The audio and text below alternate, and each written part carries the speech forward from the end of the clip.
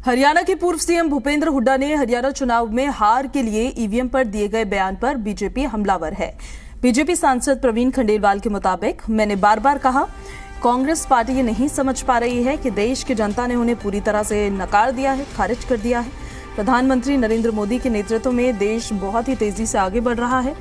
उन्होंने कहा कि हुड्डा जी को समय रहते समझ जाना चाहिए कि उनकी पार्टी हरियाणा में पहले ही हार चुकी है, इसलिए अब अगर वो अपनी शर्मिंदगी से बचने के लिए कहीं भी जाते हैं तो इससे कोई फर्क नहीं पड़ेगा। उन्होंने कहा कि चुनाव आयोग ने बहुत स्पष्ट रूप से काम किया है, फिर भी अगर उन्हें कोई शिकायत है तो चुनाव आयोग अपनी सीमा के भीतर काम करेगा, लेकिन कुल मिलाकर यह हताशा का मामला है।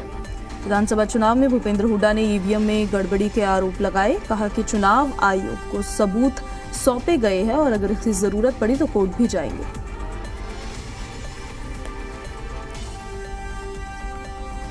कांग्रेस पार्टी इस बात को समझ ही नहीं रही है कि देश की जनता ने उनको पूरी तरीके से नकार दिया है और प्रधानमंत्री श्री नरेंद्र मोदी के नेतृत्व में देश बहुत तेजी के साथ आगे बढ़ रहा है।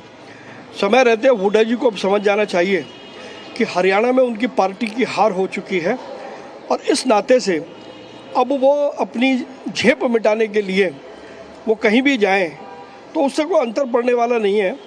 चुनाव आयोग ने बहुत निष्पक्ष तरीके से काम किया है, फिर भी अगर उन्होंने कोई शिकायत की है तो चुनाव आयोग उसके दायरे में काम करेगा। लेकिन कुल मिलाकर के ये खिसियानी बिल्ली खंबा नोचे वाली बात है।